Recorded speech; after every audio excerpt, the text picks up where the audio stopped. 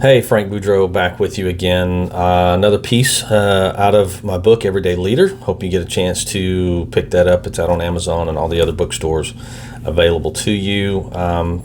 Incidentally, I don't think I've mentioned this before, but really this book is about getting a little shot in the arm daily or maybe a couple of times a week, where you just leave it on your desk, maybe at work or at home in your home office. Just leave it on your desk somewhere and set yourself a reminder to pick it up and read a piece at a time.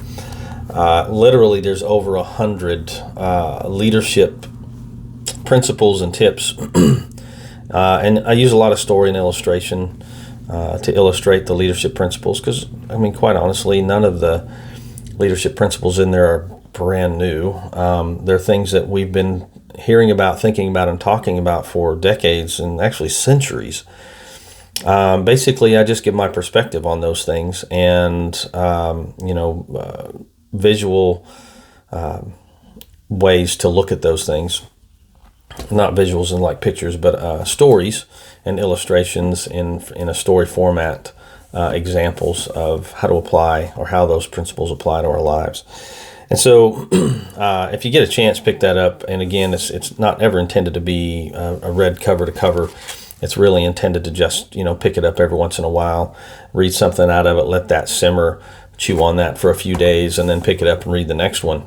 And in there, this is a little bit more than I really planned on talking about, but anyways, in there, I have it broken up into sections. So maybe there's a specific thing that you want to look at and think about. And the sections are leading yourself, developing your character, developing others. So there's a whole section in there about developing others, developing relationships, which is ultimately important in any leading position.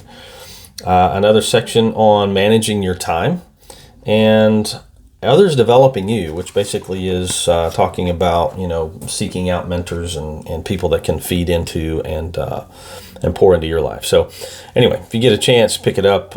It'll be a help to you. And you know what? It's also a great gift. I've had a lot of folks tell me that they've purchased the book for their teams and just kind of hand them out because they're not very expensive.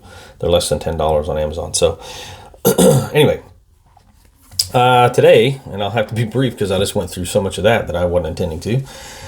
I want to talk about problem solving. So a favorite question that I like to ask leaders is, have you had this problem before? Because a leader presents an issue or a challenge or a problem, and my question is, have you had this problem before?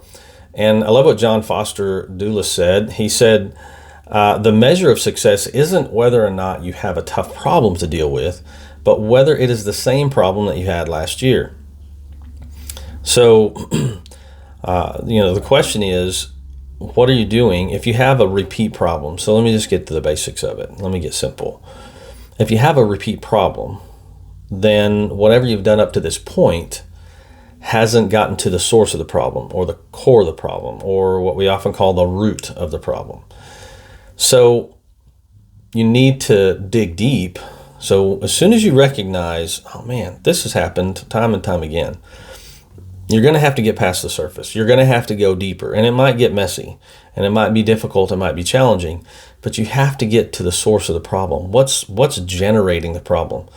One of the in many of the manufacturing worlds and other areas of business, they talk about getting to root cause, and a common simple tools is what they call the 5 whys, where you just simply ask the surface problem, ask the surface question, and then you ask why. Why did that happen? And then you try to get to that why, and then when you've answered that why, then you go, okay, well, why did that happen? And then you go, okay, why did that happen? And you ask that. It doesn't have to be 5 times. That's just a rule of thumb. It might be 3, it might be 7. But you ask that question until you get to a response that that logically and easily eliminate that issue, and it will likely contribute to that problem, the original problem, going away. So you just don't have to worry about that anymore. So that's just a kind of a little helpful tip. But when we're faced with a problem, we've got to go deep. We've got to get below the surface. And remember that you're going to have tough problems from time to time. You're going to have things that repeat and come back up because you didn't realize the first time you addressed it that you didn't get to the root of the problem. That's going to happen from time to time. Don't sweat it. Don't worry about it. Don't fret.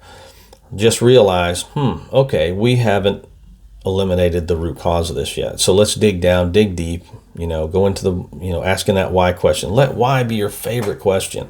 It's a great inquisitive question to help you go deeper into an issue so you can solve the real problem and not just the surface problem.